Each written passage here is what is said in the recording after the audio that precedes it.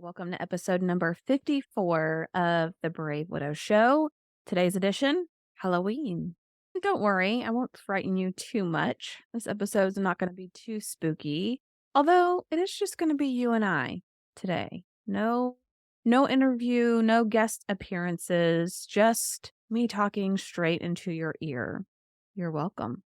But first, before we get started in today's episode, I want to share a bit of good news with you and ask a simple request. So, the first part of good news is that a few weeks ago, I posted in a few different widow and widower Facebook groups asking for volunteers to come on the show, to share their story, and to give some advice or words of encouragement for other widows and widowers out there who may be struggling. And I do this every few months, maybe. And normally I may get 5 or 6 volunteers, a few people that are willing to come on and tell their story. That's how I've met many of the people that you have heard so far on the Brave Widow show. But this time, I was absolutely inundated with people who were interested.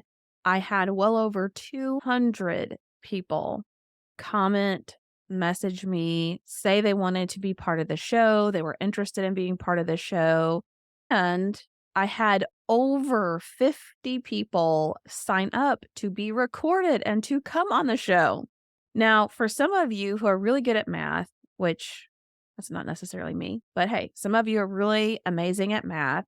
You might be thinking to yourself, wow, over 50 people scheduled a time to be recorded, signed up, and many of them at the time I'm recording this have been recorded and scheduled already. But right now, this is a weekly podcast. And so 50 plus episodes, that's the next year's worth of podcast, which is crazy. There's no way that I would make someone wait a year or months to get to hear the story that they were so open and vulnerable with in sharing with me, and here in the near future, sharing with you. So, starting in November, we haven't decided yet if we're going to do 2 a week or 3 a week, but just brace yourself. You are soon going to see more episodes of the Brave Widow Show over the next at least few months, where widows and widowers have bravely come forward, have openly shared their story, and hopped on Zoom with me to record their amazing story. And I would love for you to help get the word out about the Brave Widow Show, help their stories be heard by as many people as possible. And there are a couple of ways that you can do that. I only ask you to choose one. If you are watching this video on YouTube or somewhere else where this video may be seen, who knows? Please comment on the video. Now, we know on YouTube you can like, you can share, you can subscribe, you can hit that bell to get notifications. There's all sorts of things you can do on YouTube. I only ask that you at least comment on the video. That really helps drive engagement and awareness for people on YouTube. If you are listening somewhere else, like an audio version on Apple Podcasts, Spotify, Google, many other places where the show is available in audio form, if you could leave us a review, a 5-star review would be amazing. And that would really help get the word out about the Brave Widow Show and about some of the incredible stories that you have heard and are going to continue to hear right here on the show. So, YouTube, comment on the video. If you're listening to this in audio form, please go leave a review. That would really help us be able to continue to share the amazing things that we talk about here on the show, the amazing stories that people come forward with, and to help fewer people feel that they're walking alone on this journey.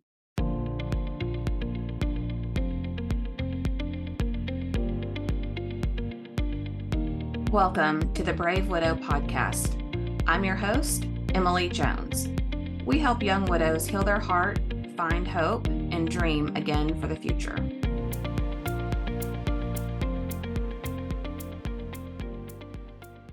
All right, so today we are not going to talk about Halloween skeletons or creepy spiders or werewolves, though I did contemplate that one.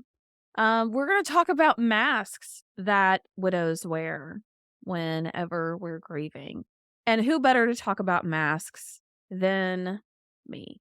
Why, you may ask? Well, if you're familiar at all with Myers Briggs, which is a personality test, I am an INFJ. And if you're familiar with it, it's immediately going to make sense. If you're not familiar with it, you're going to be thinking I'm speaking a different language for the next 30 seconds. But as an INFJ, we are very familiar with masks that people wear and facades, and are often highly skilled at seeing through those masks and through those facades. And sometimes we may have masks layered upon masks, like Inception level skill here. Okay. So when I talk about masks that people wear, I know what I'm talking about. Now, for you people totally unfamiliar with personality tests and couldn't care less about INFJs, well, here's what I'll tell you. Think about when people say things like, put your game face on, or when people say, fake it till you make it. In life, in general, even for people who are not widowed, we put on masks when we go out into the world. We put on this persona of how we want to be perceived, of how we want other people to see us. Think about when you go maybe on your first few dates, you're putting on your best. So you're putting your best foot forward. You are projecting this image of who you want to be seen as. And so, in a very simplistic way, we're going to call that a mask. And I have 10 of those as examples of what when widows tend to do. And we're going to talk about what to do instead of wearing one of these masks. All right. So, the first one, number one mask, is the stoic mask. And this mask is one of strength and resilience, of quiet and solitude, of a ship proudly sailing through the sea, rushing towards whatever may hold I can't even talk. Whatever the future, whatever may be waiting for them in the future. They do not want to show their grief. They do not want other people to worry about them. They feel that being a widow and having this grief is their burden to bear, and they are going to just soldier through it without saying much of anything. And so it may be very difficult to truly understand how this person is feeling, what needs they have, and how you can best support them. So that's the first mask, is the stoic widow. A second mask that widows often wear is being super mom. And as a mom, whether you want to say as a mom or as a woman or as someone who's a natural caretaker of other people, many times we have a tendency to put everyone else first, especially our kids.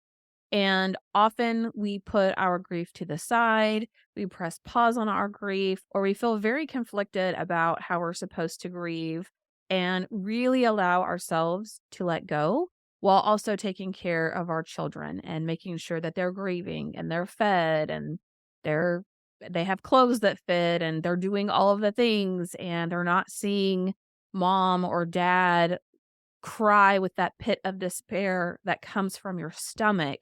And you don't want them to feel like, you've lost it as a parent and you're not going to be okay. We feel like we have to rush around and make sure that our kids are taken care of. That's our number one priority. And maybe at some point in the future, we will be able to grieve and process, but we can't think about that right now because we're busy running around and trying to take care of our kids. Now, for me, of course, I prioritized my kids and I tried to make sure that they were okay.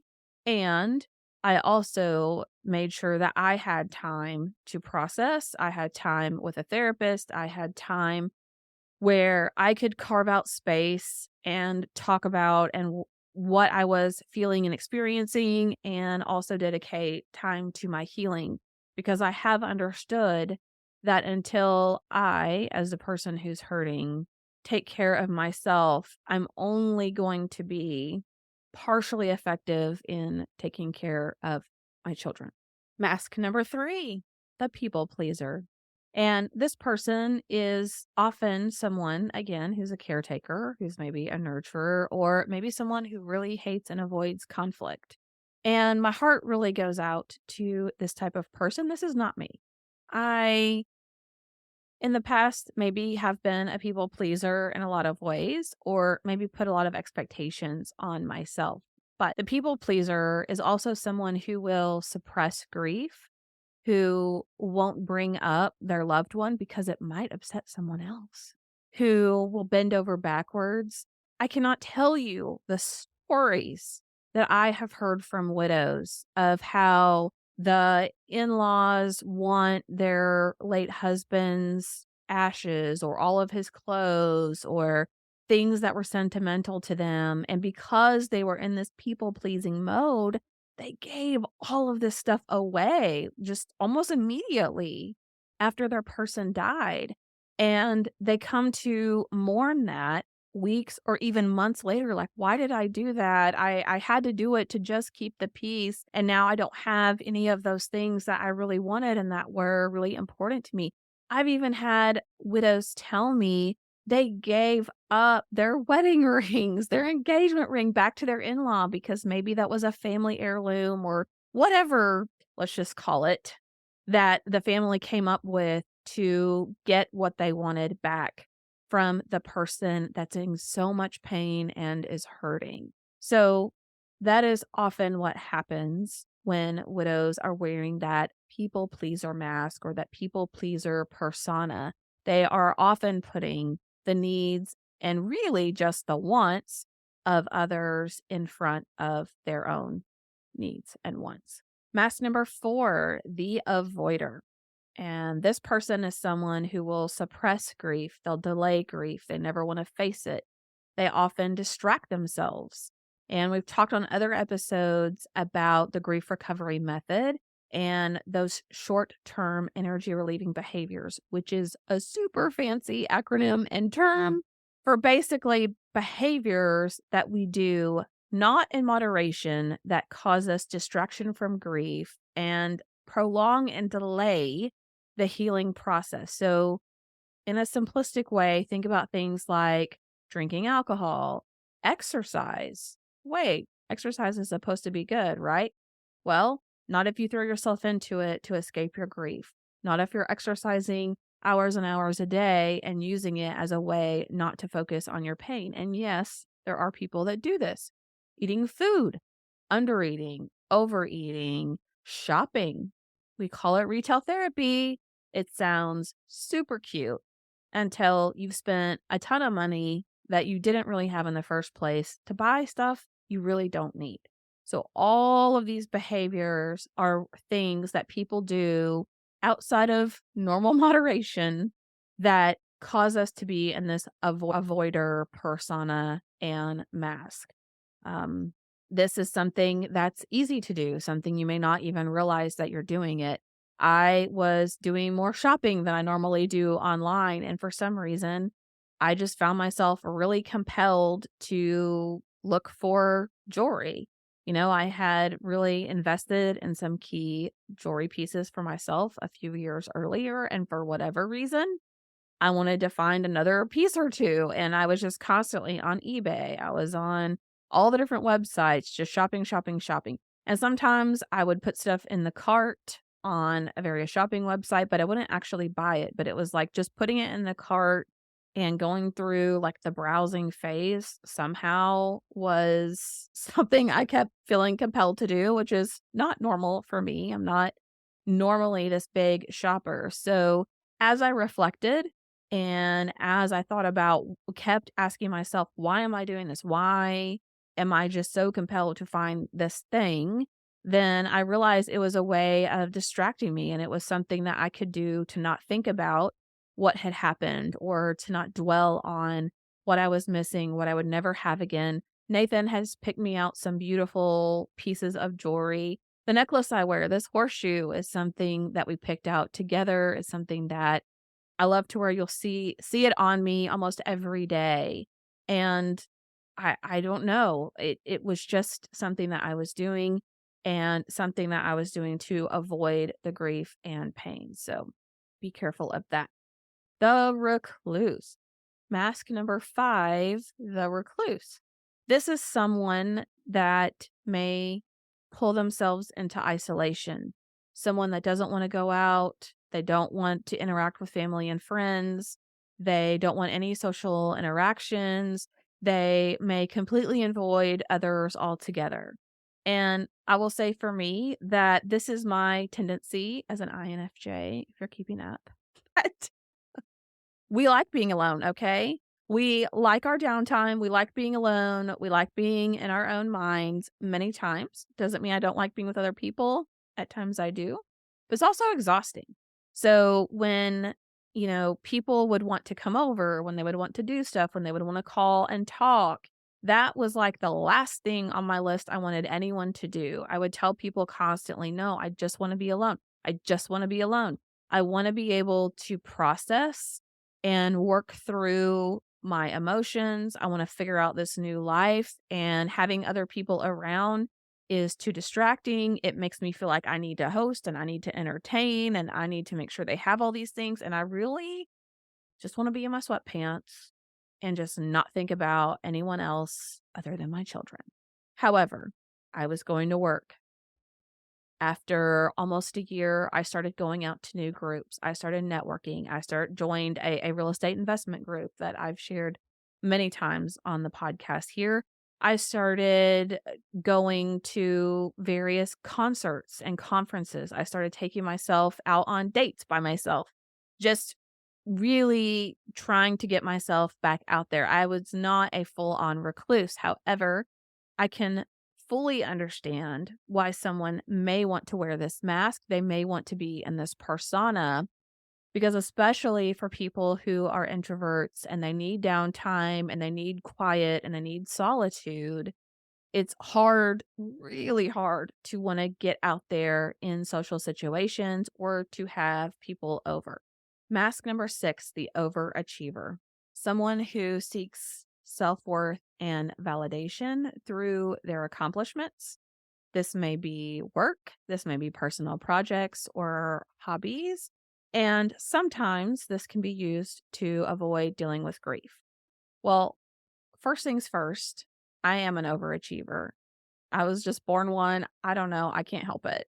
It's just mediocrity is not something I'm very familiar with personally when it comes to my life, whether it's personal, whether it's work, whether it's whatever it is. I just have always been an overachiever. And this is really hard. That first 6 months to a year as a widow was super hard and minimize expectations of myself because I always believed that no matter what, I could get it done, like whatever it takes, no matter the number of hours, no matter, what hoops I have to jump through, no matter if no one even knew, if no one knew how hard I was working or how hard I wanted to clean the house and make sure that it was okay for people to come over. I just took personal pride in really overachieving. So that was a lesson I had to learn, especially that first year, in that I can't do it all. I shouldn't expect myself to do it all.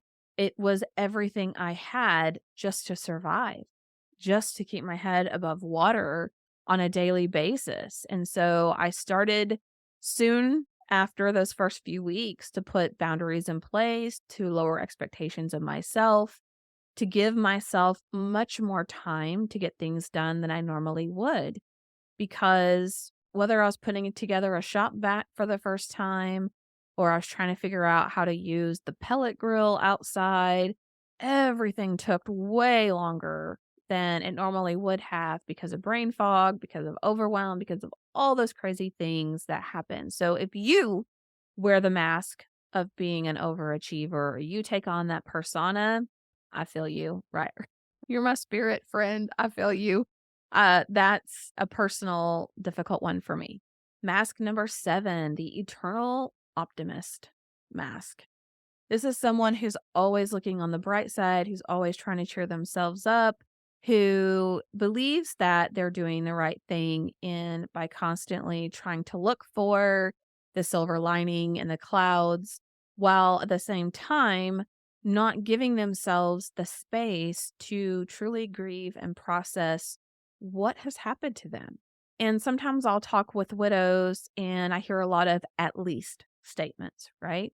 So at least this, or at least we had kids, or at least we didn't have kids, or at least I got to experience this time together, or at least this or that.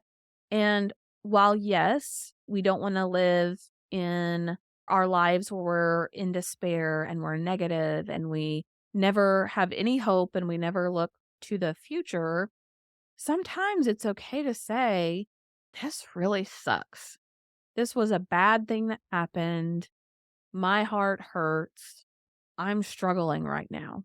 Now, we don't live there all day, every day for the rest of our lives, but it's okay to dip down into those depths every now and then.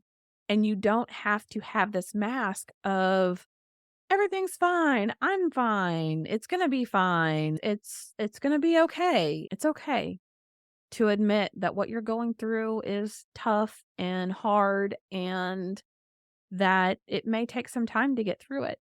Mask number 8, I'm fine, or the I'm fine mask. And this person is overly concerned with making sure everyone knows that they're fine. They don't want to admit any weakness. They don't want to admit struggles. They don't want to ask for help or appear weak or needy or any of those things. And admittedly, I have worn this mask a few times. Okay, maybe more than a few times. But I'll say it's very common for many widows that I talk to that, first of all, they have a really hard time receiving help. If someone's offering to help or someone asks how they can help, they have a really hard time receiving help. And number two, it's almost impossible to get them to ask for help. So, as a widow, if you may know you need help, you may feel overwhelmed, you may feel like you're drowning, but you are not gonna ask for help. And if someone offers to help, you are gonna turn them down left and right. So I know, listen, the only people that helped me, I think in the early days, like, forced their help on me in the kindest way and said, "We are going to do this," or "This is the day I plan to show up. Does that day work for you?" Because otherwise, yeah, I would not be really able to ask for help. And I will say my family, my in-laws, my dad, some very, very close friends, I eventually learned to be okay with asking for help. And I haven't yet figured out why it is so hard for us to ask for help, but I am going to figure that out. I think it's partially a pride thing. I think it's well, but that task is so simple. Why can't I just do it type of a thing? But it's hard even when you're hurting and you're overwhelmed and you truly do need and would appreciate the help. It is really hard to let people know that. So if you wear or have worn the I'm fine mask, I get it. I have been right there with you. Mask number 9, the self blamer. This person takes on the burden and the emotions of guilt. They get really caught up in what they could have done differently and what they should have done differently and blaming themselves for what happened. And grief, guilt and grief is very heavy. And living with that is a horrible burden. But it's very common in grief that guilt is associated with that and that people will blame themselves. And when you're wearing this mask, this is something that you're frequently blaming yourself. You're running through all the things that you could have done differently. And I've shared this many times on the show, but I'm just going to reiterate it again because it is so good that the grief recovery method, even if you just read the book, the grief recovery method handbook, it's on my shelf. If you see my video, it's that purple book right there. It is so good at helping people with guilt and an understanding that what we interpret as guilt, what we say is guilt, like I feel guilty or I was guilty or I'm guilty, is really not guilt. That guilt is indicative of malicious intent. And for 99.9% of people who will ever hear or see this, you did not have malicious intent with your spouse. So therefore, you do not need to feel guilty. Okay, so what is it that you're feeling? If you're not, do not need to feel guilty. You do not need to carry that burden and say that you're guilty and have all of that with you. What is it? What we wish for are that things were better, more, or different with that person. That is what we are wrestling with. And this was so true for me. And it's so true for many, many people that I talk to is when I help them work through this, it's like a light bulb goes off like it did for me when I felt guilty about the way I saw Nathan in person for the last time, the way the EMTs, you know, rolled him out on the stretcher and what I did or didn't do, the way that our relationship was. When I thought about it, I wasn't guilty. I didn't do anything wrong, but there were things that I wish were better between us. There were things I wish I had done more of or that I wish he would have done more of. And there are things that I wish were different in what happened. But that doesn't mean I should feel guilty or that I was guilty of anything. And the same holds true for you. So if you really wrestle with guilt in what happened or what could have happened or what should have happened, I highly, highly recommend that you read the book or go through that grief recovery method program. It is absolutely amazing. I recommend it 1,000%. And I think is something that you really need to seriously consider. It will help you release a lot of that. It will help you feel lighter and you can let go of all the guilt. It's okay. All right, mask number 10, the ghost of the past. Not Christmas past, but the past of your loved one. So this is someone who is stuck in being able to move forward. And when I say forward, I don't mean on. Because, as widows will tell you, we don't move on, we move forward. And for some of you, that may not make sense, but for the majority of you, if you're widowed, you will get it the instant that I've said it. Living in the past, though, is a dangerous thing because it keeps you in the past. And it is possible to move forward in life and to bring the spirit and the essence of your person with you. In fact, I did a whole course on this. You can get it for free, gravewidow.com/free.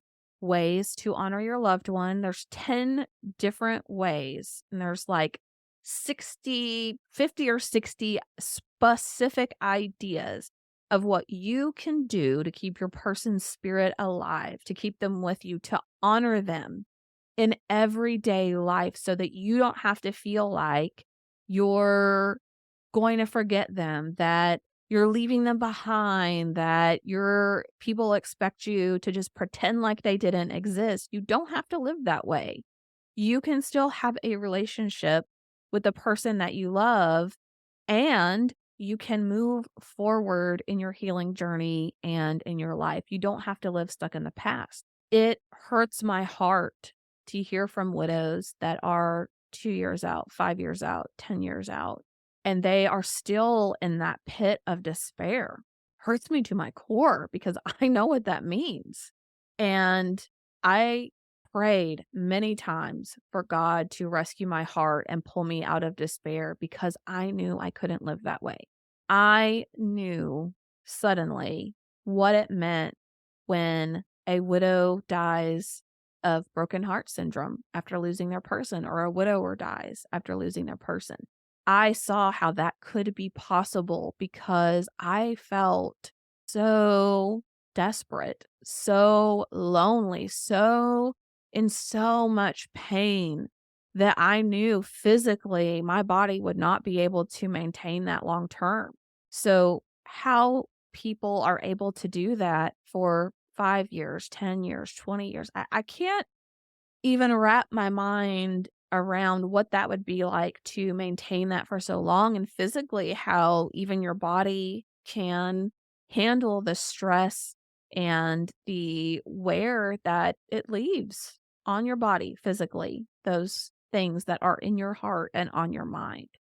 So I encourage you, if you are wearing this mask, if you have taken on this persona, if you are struggling with living in the past, and part of it is guilt, or part of it is because you feel like you're going to leave them behind, or part of it is because you feel unworthy of being able to laugh again in the future, or to have hope, or to try to create a new life. You feel like you should just take on this sobbing widow, sad persona for the rest of your life. Please, please work with a therapist, work with a coach, work with me, join the Brave Widow community. Look at the course that's out there for free on ways that you can honor your loved one and you can keep their spirit with you as you move forward in life. You don't have to live in the past. You shouldn't live in the past. It's only going to hurt you in the long term.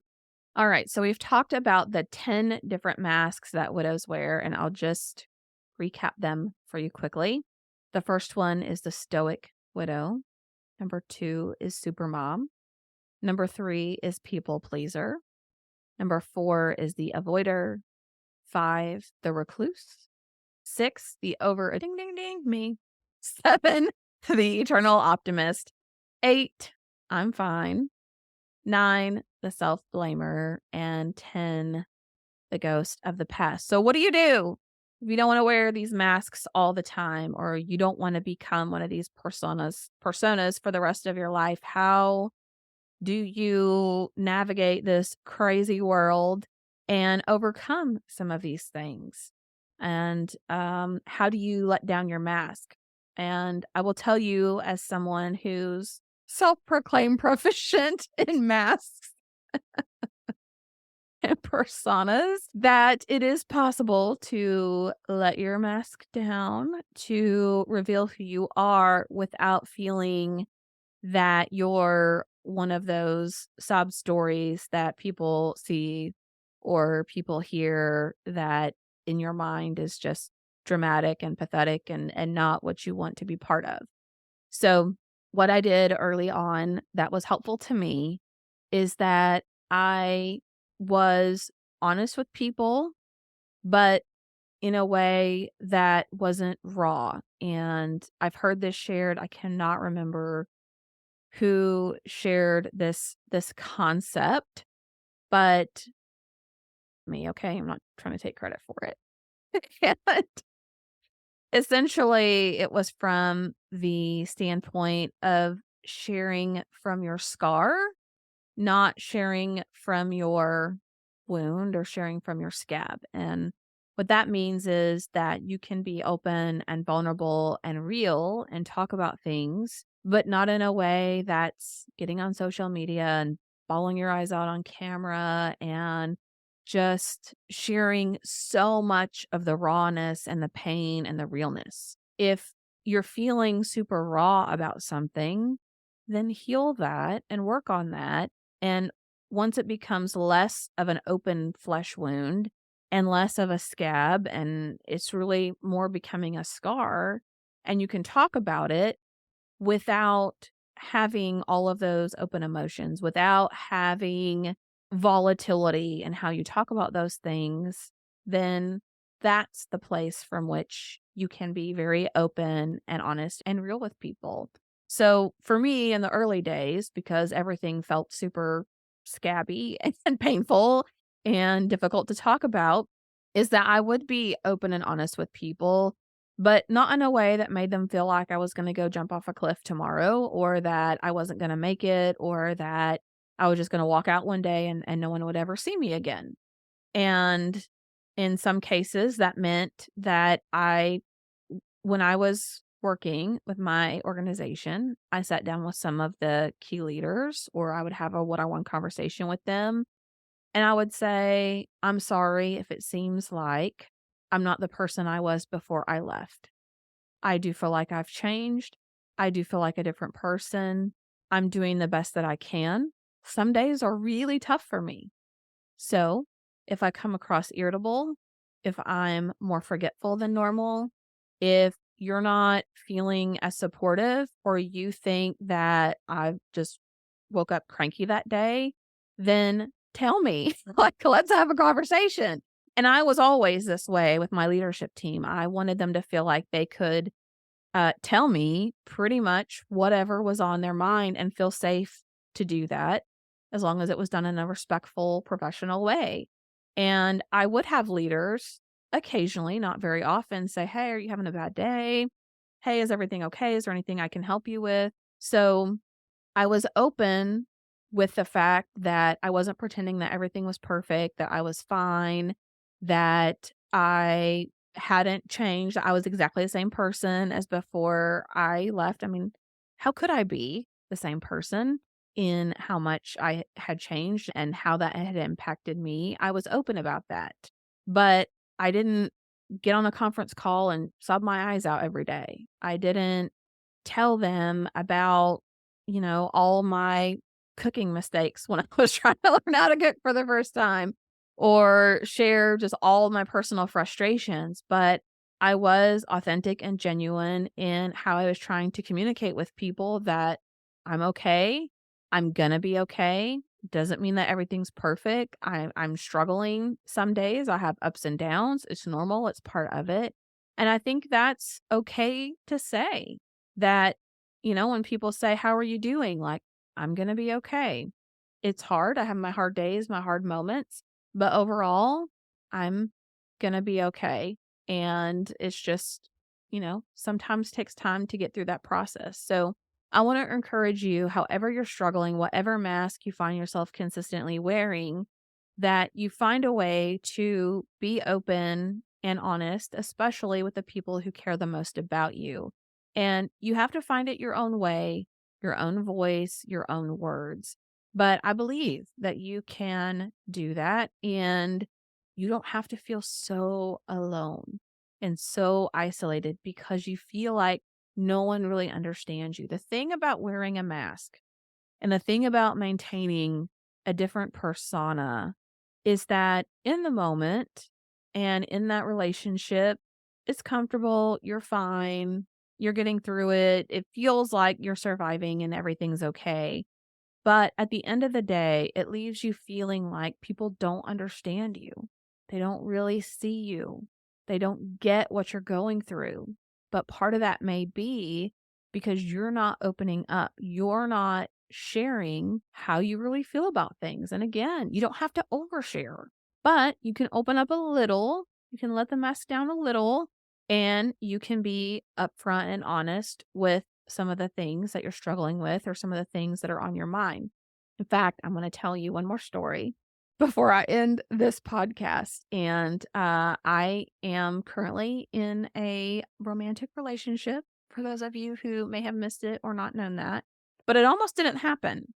And I'm not going to go into too many details, but I will tell you my personal coach, one of my coaches, I have several coaches and mentors that I use for different things. But one of my good friends and one of my personal coaches, Alexandra, was talking with me about this. Robert is his name. Hello, Robert, if you're listening to this. We were talking, I was talking about Robert, and we had gone on our first date, and I told Alexandra, like, I just don't know. He's super nice. We'd already been talking over the phone, for a couple of weeks, 2 or 3 weeks, and for hours, right? Like, it was just easy, it was natural, we had a lot of things in common, a lot of values in common, like, everything just seemed easy and seemed we went on our first date and, many of the things were there, but I was talking to her the next day like, "Oh, I'm really struggling. I don't know if I'm fully feeling this big emotional connection, and it just seems a little bit difficult for me, and I don't know that he really sees me." And for some of you, when I say I don't feel seen, you may understand right away.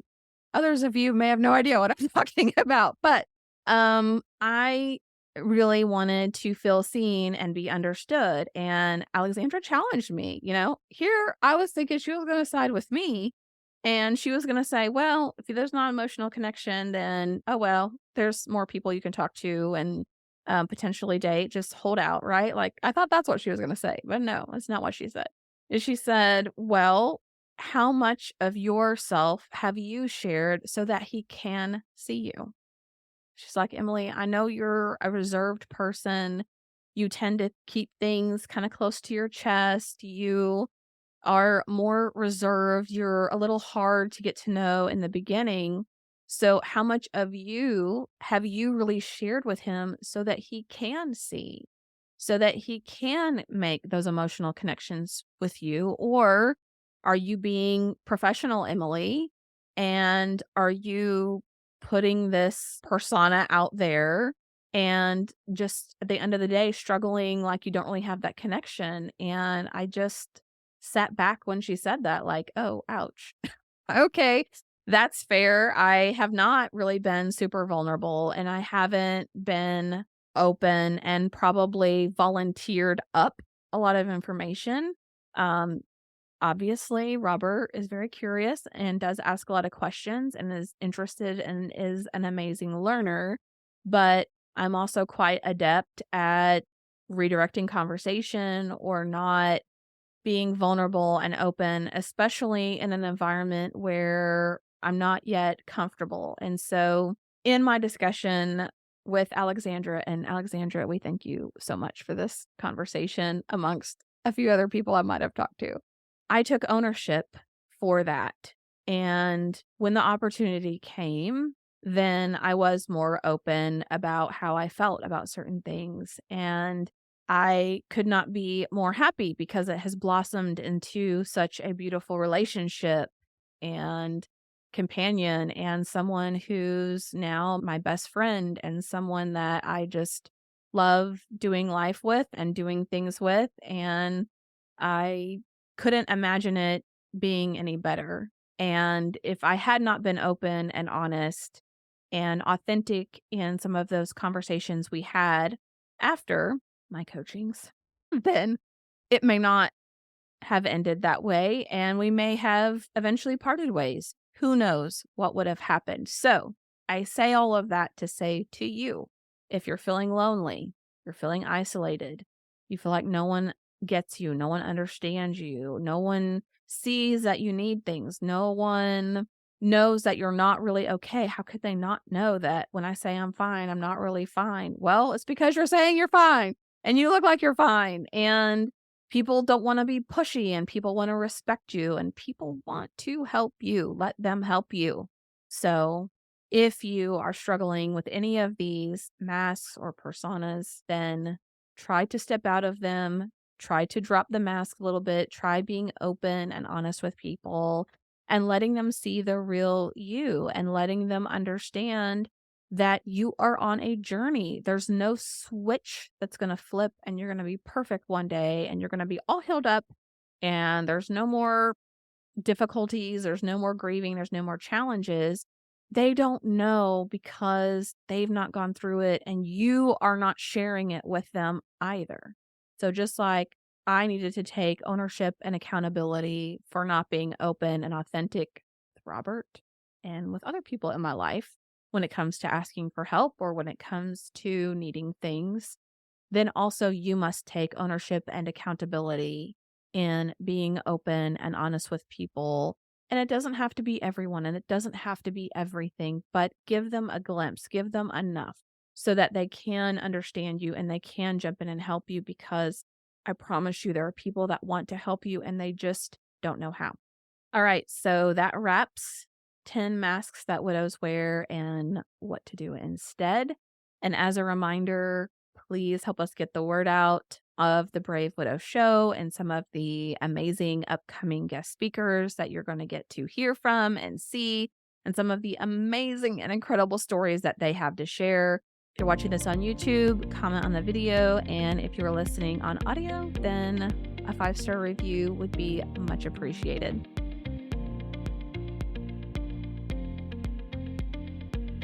Hey guys, thank you so much for listening to the Brave Widow podcast. I would love to help you take your next step, whether that's healing your heart, finding hope, or achieving your dreams for the future. Do you need a safe space to connect with other like-minded widows? Do you wish you had how-tos for getting through the next steps in your journey, organizing your life, or moving through grief?